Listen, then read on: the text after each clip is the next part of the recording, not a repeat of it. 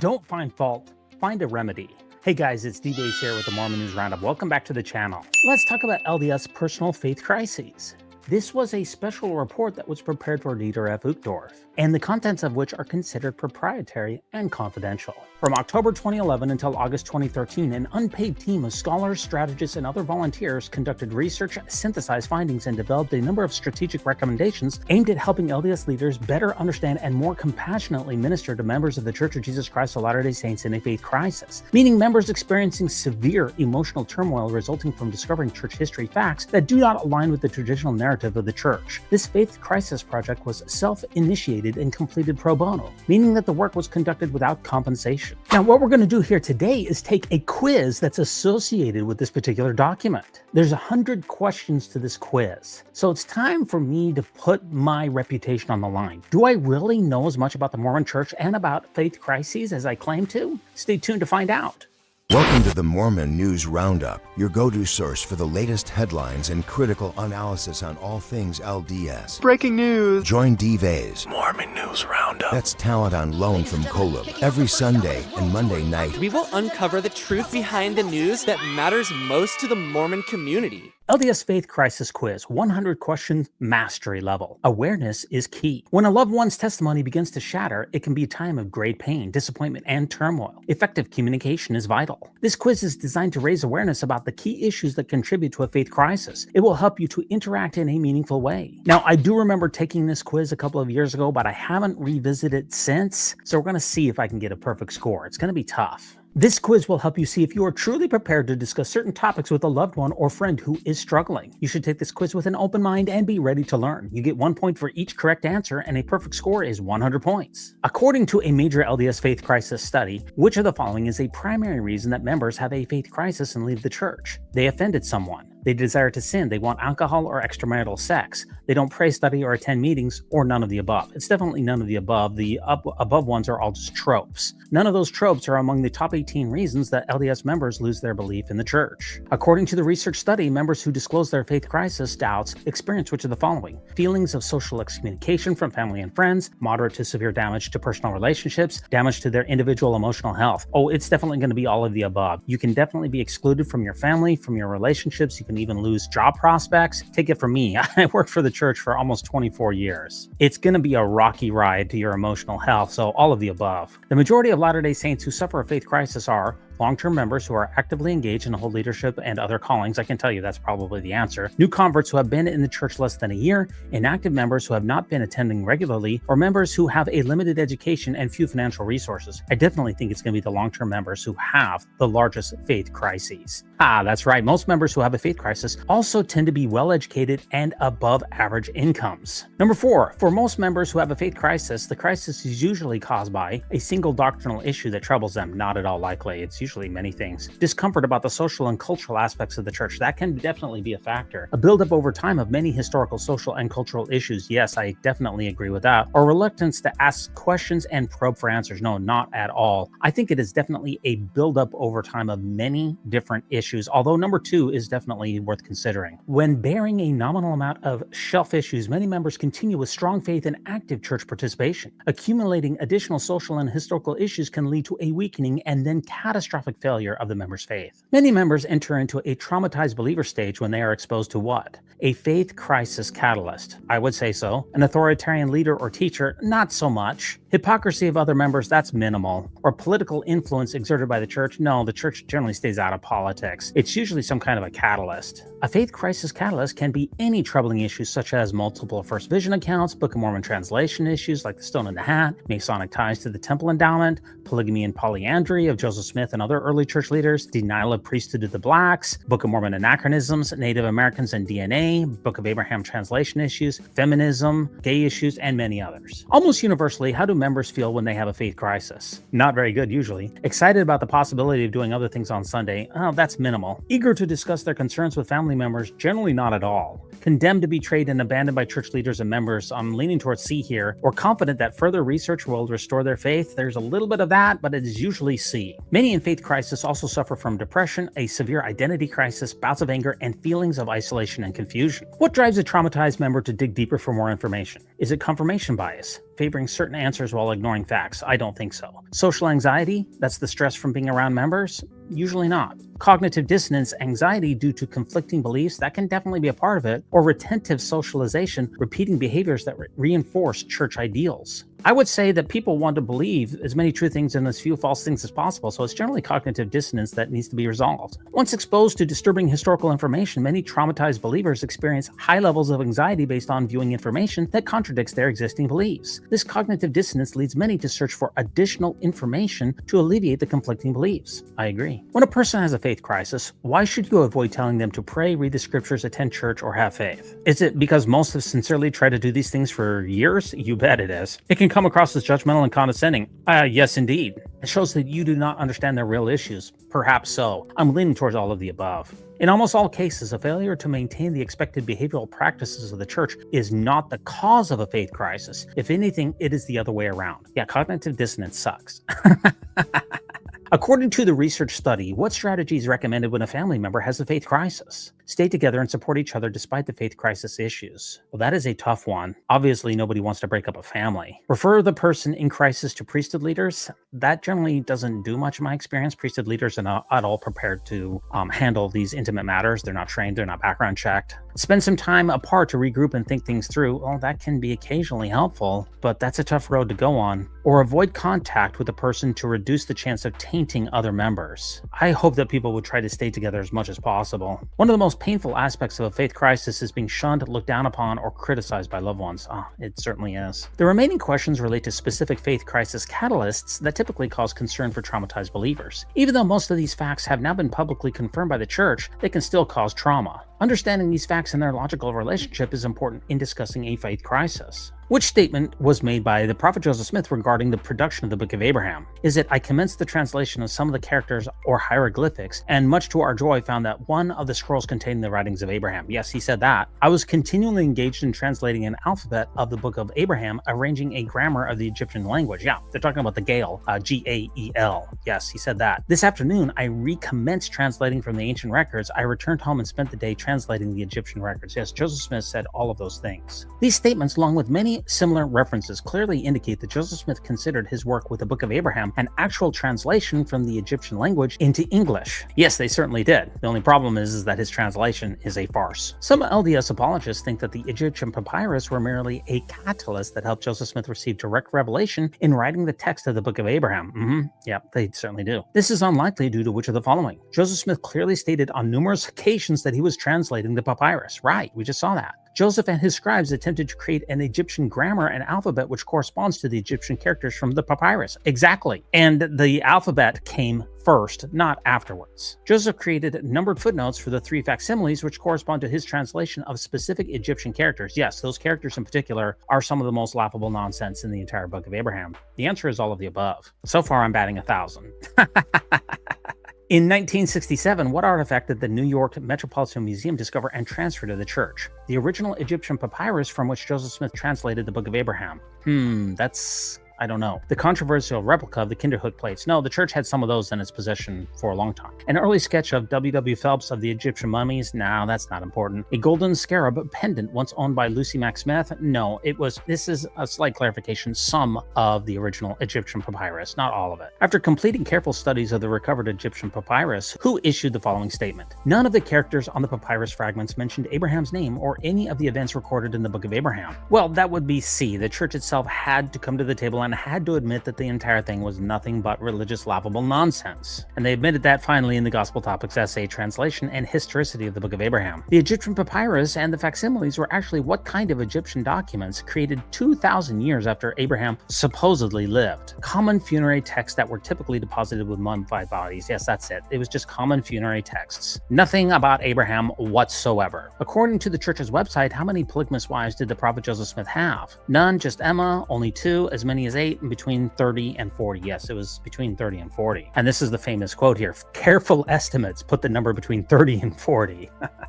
And again, that's from the Gospel Topics essay, Plural Marriage in Kirtland and Abu, and I've done a full reaction over an hour-long episode talking about that essay on this channel. The prophet Joseph Smith entered into plural marriage when he married his second wife, Fanny, age 16, early in 1833. Where and when did the prophet Elijah restore the priesthood keys to perform the sealings? Well, it wasn't until quite later. It was in the Kirtland Temple in 1836. Oops. According to D&C 110, the keys for the sealing power were restored through an angelic visitation in the Kirtland Temple in 1836. Right. At the time of the prophet Joseph Smith and other church leaders were practicing plural marriage, in which state was it legal to be married to more than one spouse at the time? Absolutely none. It was illegal everywhere in the United States. In Joseph Smith's time, monogamy was the only legal form of marriage in the United States, and again, the church admits that in its essay. This is taking me back to my reaction video to that. According to the church, how old was Helen Mar Kimball when the prophet Joseph Smith, age 36, took her as his 28th wife? And this is the famous saying that they've now edited out. Helen Mar Kimball was sealed to Joseph several months before her 15th birthday. They thought better of that wording and have now removed that altogether. Joseph Smith was sealed to a number of women who were already married.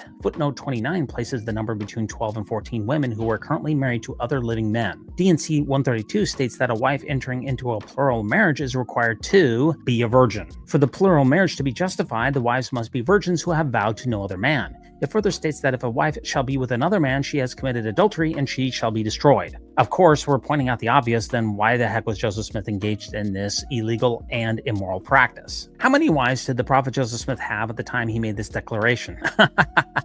This is that famous quote, "What a thing it is for a man to be accused of committing adultery and having 7 wives when I can only find one. I am the same man and innocent as I was 14 years ago." It was between 30 and 40. That was near the end of his life. Right, it was just a couple of weeks before he died. I promise you I didn't look at this in advance. You just have to trust me. How many pairs of sisters did the prophet Joseph Smith take as polygamous wives? Aha, okay, now this is the Partridge sisters. I'm pretty sure it's 2, but it might be 4. Boy, this is tough. I'm going to be so embarrassed if I get this wrong. I'm going to say 2. Oh, sorry. I should have given a volume warning. Zina Hunt and Presentia Huntington. Okay. The Partridge sisters, the Johnson sisters, and the Lawrence sisters. Okay, my bad. He also married a mother and her daughter, Patty and Sylvia Sessions. What was the attitude of Emma Hale Smith, Joseph Smith's first and only legal wife, regarding the practice of polygamy? That is a complicated question. She readily accepted it and supported it. No. She was in favor of it if she got to choose the other wives. Not really. She was somewhat passive about it. No. She was strongly opposed to it. Yes. According to the church's website, after Emma opposed plural marriage, Joseph was placed in an agonizing dilemma, forced to choose between the will of God and the will of his beloved Emma. He may have thought Emma's rejection of plural marriage exempted him from the law of Sarah. What a rationalization. Her decision to receive not this law permitted him to marry additional wives without her consent. How convenient. How convenient. Consequently, Joseph kept most of his plural marriages a secret from Emma. In other words, he was a lying adulterer? How long did the LDS Church officially ban black people from holding the priesthood and receiving temple ordinances? Well, about 125 years, maybe a little bit more. Black people were banned from the priesthood and temple ordinances from the mid-1800s until 1978, when God apparently changed his mind about black people. Brigham Young made an official announcement of the restriction and codified it in the Territorial Legislature address in 1852, which is one of the most racist addresses ever. According to Brigham Young, a church member who marries a black person should be put to death on the spot. This will always be so. If the white man who belongs to the chosen seed mixes his blood with the seed of Cain, the penalty under the law of God is death on the spot. This will always be so. A horrific leader Brigham Young was. Well, he's the most racist Mormon leader of all time. That's Mark E. Peterson coming strong there in August of 1954, who said it is not a matter of declaration of a policy, but of direct commandment from the Lord, on which is founded the doctrine of the church from the days of its organization, to the effect that Negroes may become members of the church, but they are not entitled to the priesthood. This was a First Presidency statement in, I believe, 1959. Oh, this was a First Presidency statement in 1951. Got it. The glaring gaps in my knowledge are certainly becoming apparent. The Book of Mormon teaches that dark human skin is caused by what? That's a curse from God, to be filthy. The Book of Mormon clearly teaches that people are cursed with a dark skin when they fail to heed God's commandments. That famous passage in 2 Nephi chapter 5. The Book of Mormon teaches that a person's skin will become white if they do what? And that's if they repent of their sins and become righteous, of course. White skin is a manifestation of worthiness and being favored of God. The first two editions of the Book of Mormon contain the phrase a white and delightsome people. This was later changed in subsequent editions to pure and delightsome people. Yes, it actually kind of went back and forth among a couple of different editions, whether it was white or whether it was pure. Apostle Wilford Woodruff wrote, "If any man mingle his seed with the seed of Cain, the only way he could get rid of it or have salvation would be to come forward and confess and seek forgiveness? No. Have his head cut off? That sounds about right. Petition for an annulment? No. Filing for divorce? No." This is the blood atonement doctrine that was taught by Brigham Young and also by many others during this period of time. A horrific Mormon teaching. Which 20th century LDS prophet was a leading proponent of racial segregation? That would be Ezra Taft Benson, who wanted to run for president, never got permission to do so with the racist segregationist George Wallace. Oh, what? Oops, that's the wrong answer. I jumped the gun on that one. It was all of the above. Sorry, I shouldn't have jumped ahead. Yep. According to the Church of Jesus Christ, Joseph Smith made money by using a seer stone to search for what? And that would be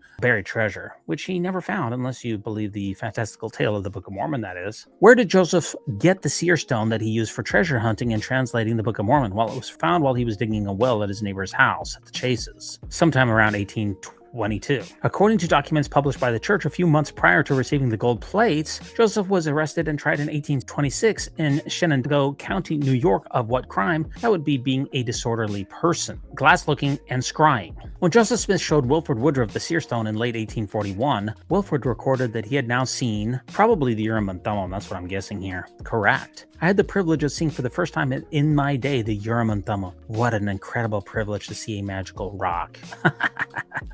When the prophet Joseph Smith used the seer stone to translate the Book of Mormon, how was it done? Well, he put his face in a hat. Here, he pressed the stone into a hat, pressed his face into the hat, and read aloud English words that appeared on the stone. You betcha. This is admitted by the church in its Gospel Topics essays. The Book of Mormon witness Martin Harris, who served as one of the scribes for the translation, had some unusual experiences, including which of the following. This was all of the above. He walked and talked for 2 miles with the Lord Jesus Christ, who was in the shape of a deer. He woke from his sleep because an invisible creature as large as his dog was upon his chest, and he saw the devil, who was sleek, hairy, four-footed, and had the head of a jackass. Maybe it was Martin who was the jackass. I'm not really sure here. Who said there's no authentic statement in the history of the church which states that the use of such a stone was made in the translation. That would be Joseph Fielding Smith, who was one of the biggest liars when it came to church history of all time. He knew very well what Joseph Smith was doing with the stone in the hat. It just didn't fit his particular narrative. Who said just as the arch crumbles, if the keystone is removed, so does the church stand or fall with the truthfulness of the Book of Mormon.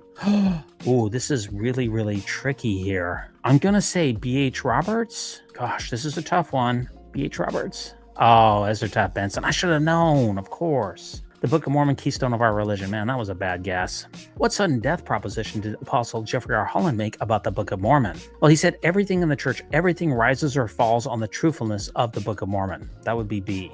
Elder Holland declared that if the Book of Mormon is not true, the church and its founder are false, a fraudulent deception from the first instance forward. How's that working out for you, Jeff? In 1811, when Joseph Smith was about 6 years old, his father, Joseph Smith Sr., had a very singular vision, which became part of the Smith family lore. And it was much like what we see in the Book of Mormon. This is all of the above: traveling through a desolate field, eating a happy fruit, guiding along with a rope or a rod. Yeah, it's very similar stories here. This is from Lucy Mack Smith's Remembrances. Very similar to Lehi's vision in 1 Nephi chapter 8. The Book of Mormon, which contains the fullness of the everlasting gospel, doesn't include teachings about which of these vital LDS doctrines. Well, I can say it's number 1. Eternal family, sealing ordinances, and exaltation in the celestial kingdom. Oops, guess they forgot that part. Maybe it was that Joseph Smith was making it up as he went along. There's nothing about temple work, eternal family, celestial glory, genealogy, or anything else. What conclusions were drawn by Thomas Stewart Ferguson, president of the LDS Church's New World Archaeological Foundation, after searching for the Book of Mormon and archaeological evidence for 25 years? Boy, I don't see it right away, so I've got to read these. There is little doubt the evidence confirms Joseph Smith knew in his era more than humans could know. No, it is fiction. What is in the ground will never conform to what is in the book. That sounds true to me. I'm going to say it's B here because he lost a lot of faith in his efforts. He basically lost his testimony of the Book of Mormon, or at least of its historicity. Who said archaeologists and other scholars have long probed the hemisphere's past, and the society does not know of anything found so far that has substantiated the Book of Mormon? Boy, this is a tough one here. I'm going to say the National Geographic Society. Boy, that was a tough one. Who said it can be stated definitively that there is no connection between the archaeology of the New World and the subject matter of the Book of Mormon. There is no correspondence whatsoever between archaeological sites and cultures as revealed by scientific investigations and as recorded in the Book of Mormon Mormon. Hence, the book cannot be regarded as having any historical value from the standpoint of the Aboriginal peoples of the New World. I'm going to say that it's the Smithsonian. Yes. Extensive genetic research has concluded that Native Americans are descendants of what people who arrived in America over 14,000 years ago. This would be Asians. Mongolians, not Hebrews. Among many other sources, where are we told that Native Americans are Lamanites, the literal descendants of Jewish ancestors who came to the Americas in 600 BC? I would say all of the above. This is from a proclamation of the 12 Apostles in April 1845, the Book of Mormon introduction prior to when it was changed, and other statements. Despite being specifically named in the Book of Mormon, which of the following did not exist in the Americas during Book of Mormon times? I'm going to say it's the bottom one here: horses, chariots, elephants, cattle, swine, and steel. Although, to be fair, steel is not mentioned in the New World, and it was a thing in the Old World. According to the Book of Mormon, how many soldiers perished in the final great battles of the Jaredites, Nephites, and Lamanites in the vicinity of the hill Cumorah? Well, that's the funny thing, is that the Jaredites we're told was 2 million plus women and children, so that's like 5 million, and the Nephites and Lamanites who supposedly died there later on is in the several hundred thousand, so the real answer here should be close to 6 million, but I understand what they're saying. They're probably saying it's like 2.2 million. I don't think that that's the best question that they posed.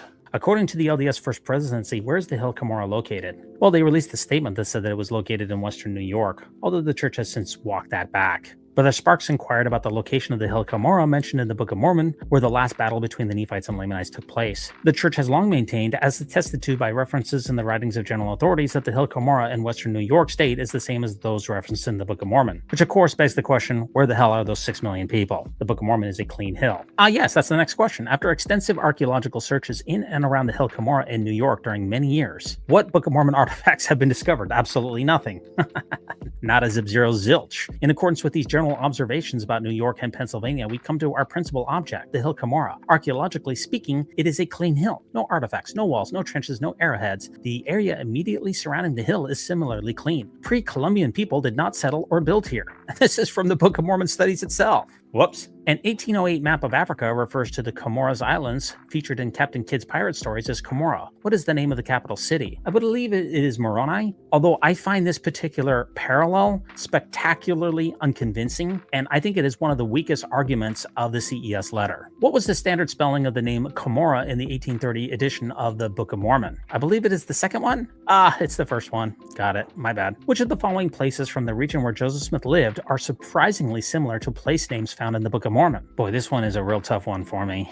One of the reasons it is so tough is that I don't really put any stock into these naming conventions. I view it as a form of parallel mania. I'm not impressed when Book of Mormon apologists do it with Semitic names in the Book of Mormon or in ancient places across the entire Near East. And I'm not at all impressed when critics of the church try to do the same thing. So I guess that's why I don't really know. But I'm going to say C. All of the above. The prophet Joseph Smith said that the Book of Mormon was the most correct of any book on earth, including minor corrections. How many changes have been made to the Book of Mormon since it was first printed? Well, if you count all of the very minor, tiny little changes, including pagination, verses, corrections of minor discrepancies, and correction of a few major discrepancies, it's over 100,000. If one counts every difference in every punctuation mark in every edition of the Book of Mormon, the result is well over 100,000 changes. And that's from Fair Mormon, which has been renamed to Fair. And note that some of these are very substantial. What 19th century book that predates the Book of Mormon contains dozens of striking parallels? Well, it's all of these, especially the late war. That is just, it's insane how close some of these appear to have some influence on the Book of Mormon's composition. In the 1769 King James Bible, the edition owned by Joseph Smith, the Book of Isaiah contained 12 significant translation errors. How many of these errors are also found in the Isaiah passages of the Book of Mormon? I'm going to say all of them. Yeah. Oops. In an attempt to explain the absence of pre-Columbian horses and chariots referenced in the Book of Mormon, LDS apologists speculate that the chariots were wheelless sleds pulled by what animals? Yeah, tapirs. What a joke. Oh, brother. Who said because of their Masonic character, the ceremonies of the temple are sacred and not for the public? I'm going to say the First Presidency. Wow, interesting statement in 1911. Which notable early LDS leader were Masons prior to assuming key roles in Mormonism? This is going to be a whole lot of them. I'm going to go with number 2. Joseph Smith Sr., Hiram Smith, Brigham Young, Heber C. Kimball. Excellent. How long after the prophet Joseph Smith joined the Masons did he introduce the temple endowment? It was 7 weeks. He became a master mason in March of 1842. He introduced the temple endowment in May of 1842. All those who initially received the endowment were Freemasons. Church leaders teach that the LDS Church endowment is the correct restored version of an apostate endowment handed down from the days of Solomon's temple.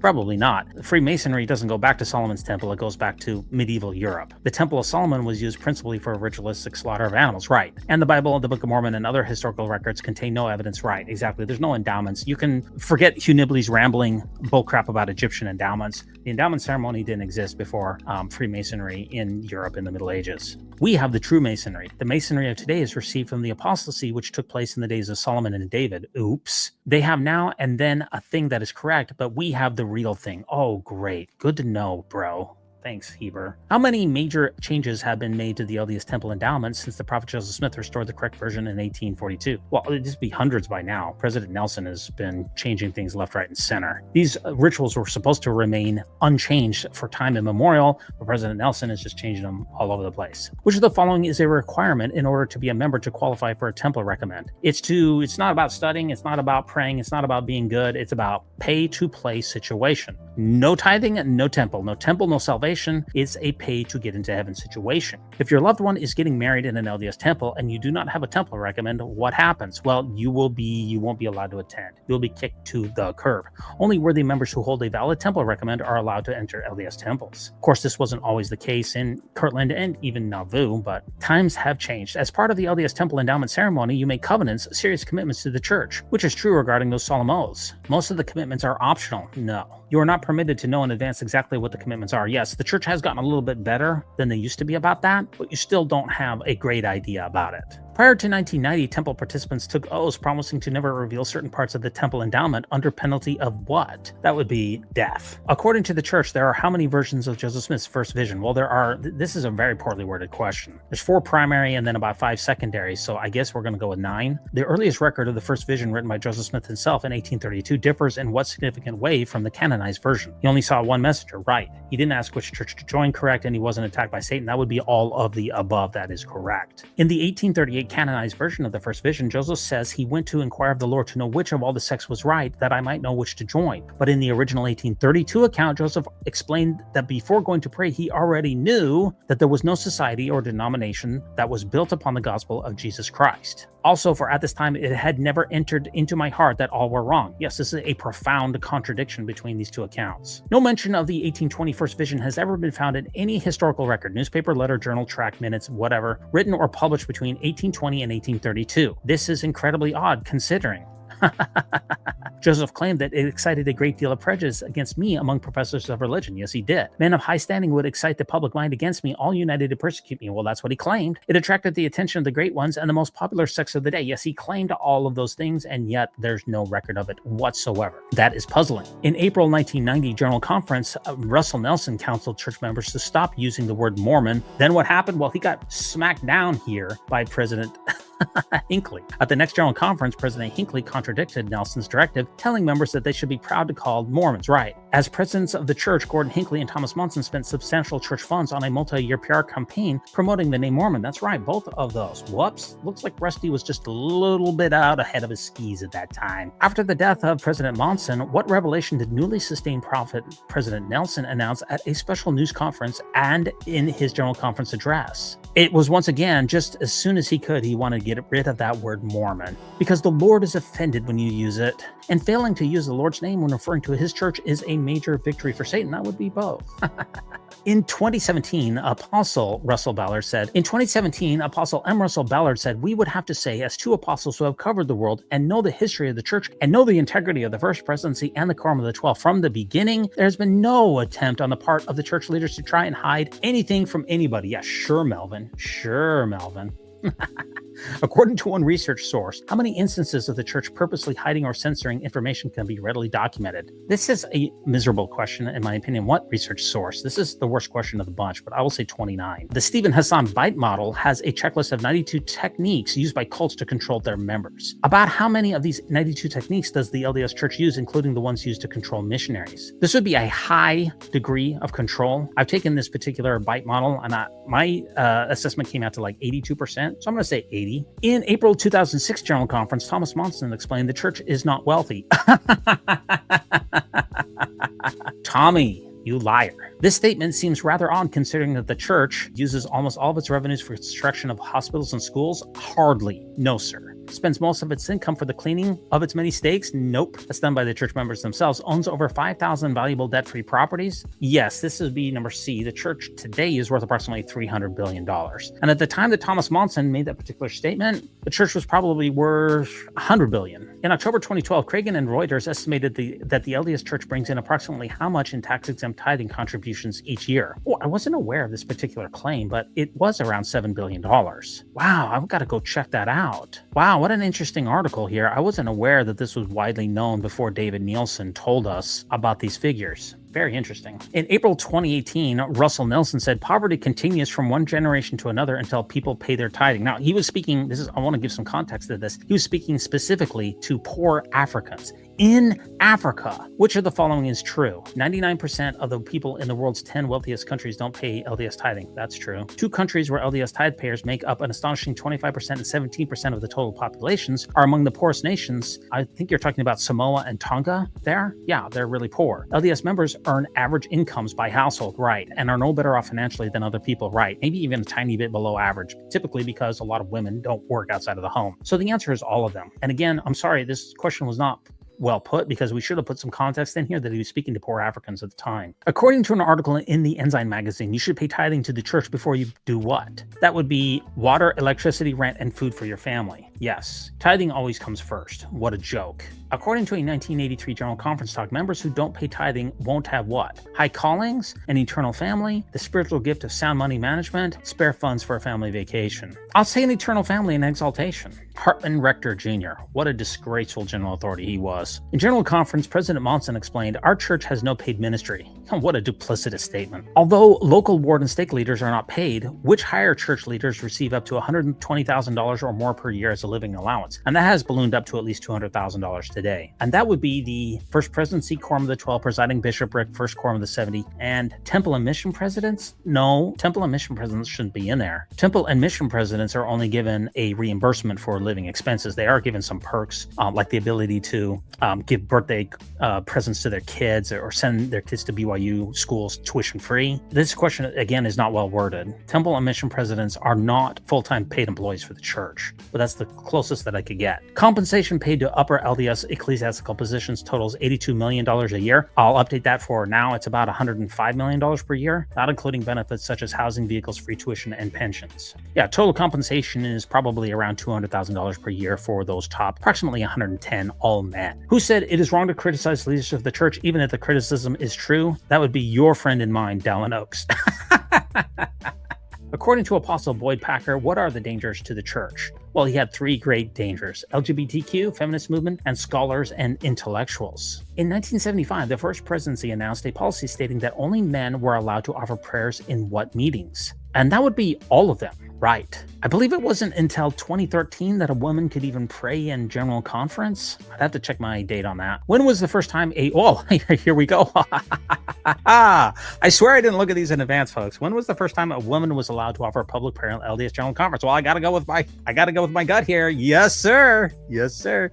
Shout out to Peggy Fletcher's staff. President Reuben Clark taught that if you as a woman dress such that you appeal to the baser passions of men, and if so clothed, you shall be assaulted, you should take at least part of the blame to yourself. That's right. You're blamed for your own assault. What a horrific teaching. Plain talk to girls? What an anti-Semitic, sexist piece of trash. Honestly, that really upsets me. I hate that I honestly had to read that. Apostle M. Russell Ballard counseled the women of the church. Make plans to gain a quality education? No, he would never do that. He was not into that. Seek spiritual confirmation when making decisions about spirits who may become part of your family? No, you're supposed to have as many babies as possible. Don't feel shy or awkward if you're overwhelmed and need to turn down the calling. He would never say that.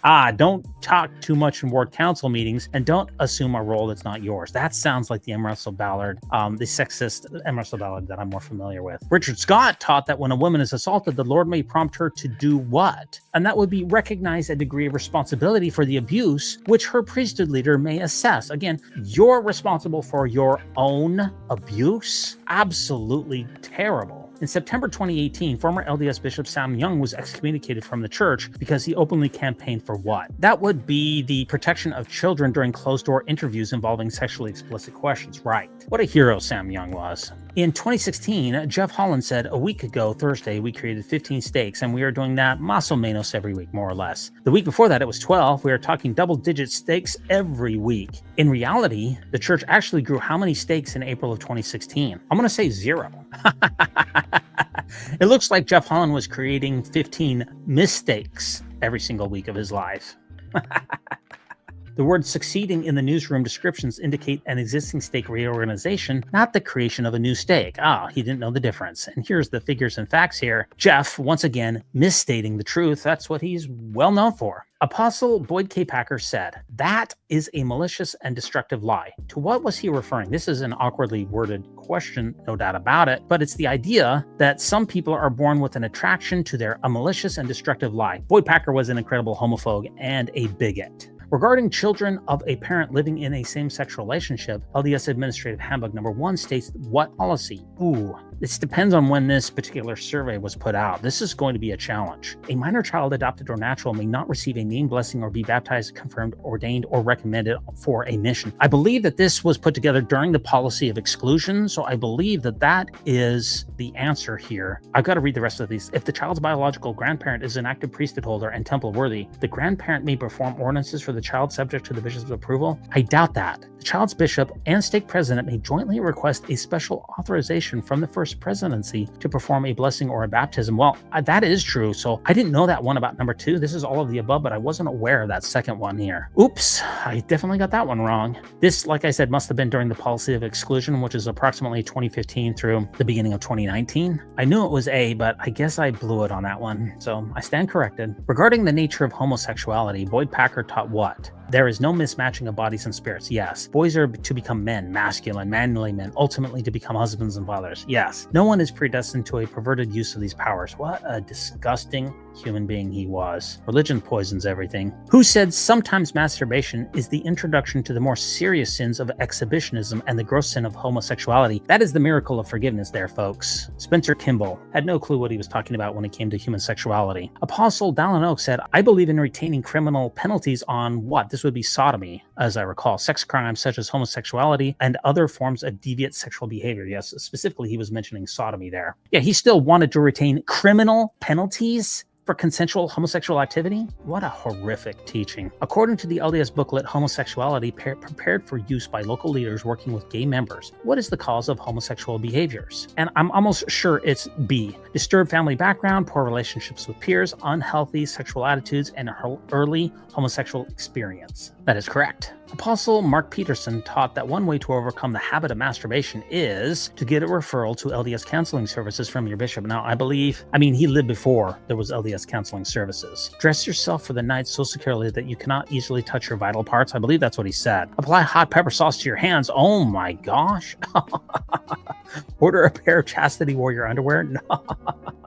I'm laughing about this, but unfortunately, this type of shaming of young men for perfectly natural sexual behaviors leads to a lot of damage. No one should ever take any counsel from Mark Peterson for absolutely anything. Never. Russell Nelson taught, while divine love can be called perfect, infinite, enduring, and universal, it cannot correctly be characterized as what? Unconditional. He is a big proponent of conditional love. God loves you conditionally. And folks, the last question here, to avoid implying that you approve of your gay child's same-sex partner, Apostle Dallin Oaks suggests telling your child who is visiting home, this is your gay child who's come to visit home with his or her partner in tow, this is what you should do. Don't expect us to take you out and introduce you to our friends or deal with you in a public situation. What a horrific teaching that is. It's amazing that this man is going to be the next prophet of Mormonism. Okay, folks, that's the end of the questions. You made it. Let's see our score. I did have a couple of missteps along the way. 94? That is reprehensible. I'm embarrassed about that. Maybe I can edit this out.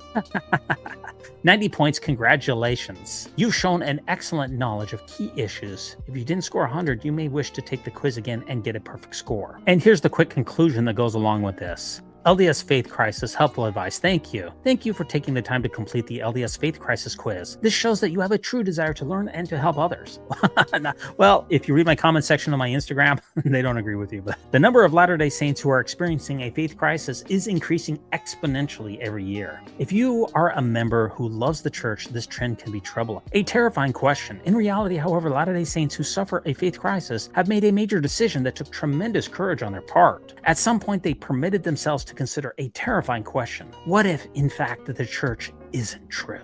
For devout believers, this question is mind-boggling and can scarcely be considered. Why? Because it surely leads to other hard considerations. If we discover that the church is not true, what will change in my life? What will I lose?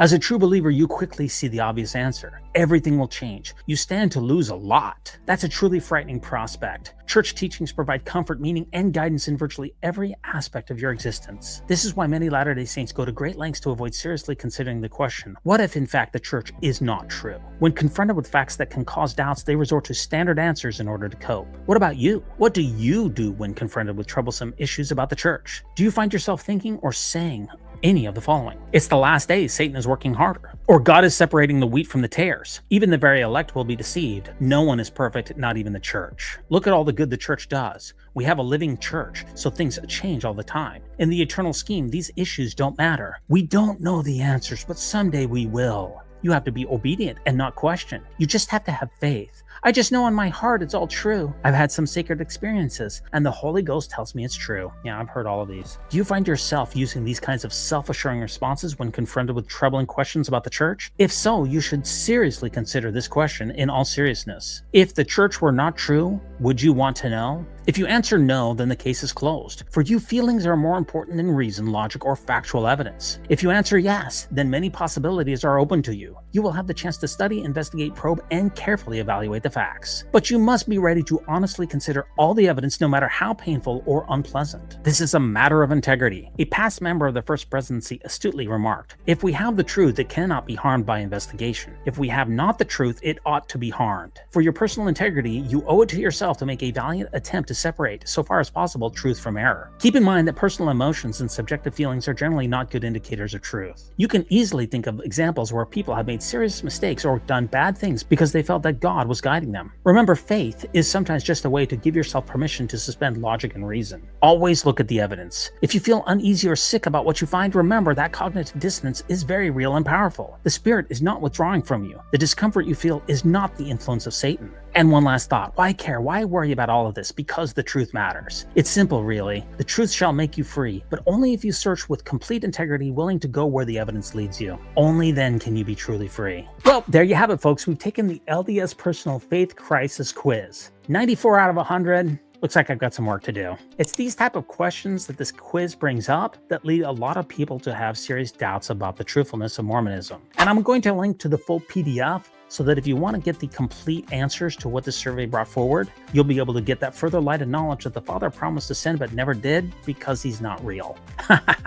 Thanks so much for joining me on another episode of the Mormon News Roundup. Always think celestial, and remember, no unhallowed hand can stop the Mormon News Roundup from progressing.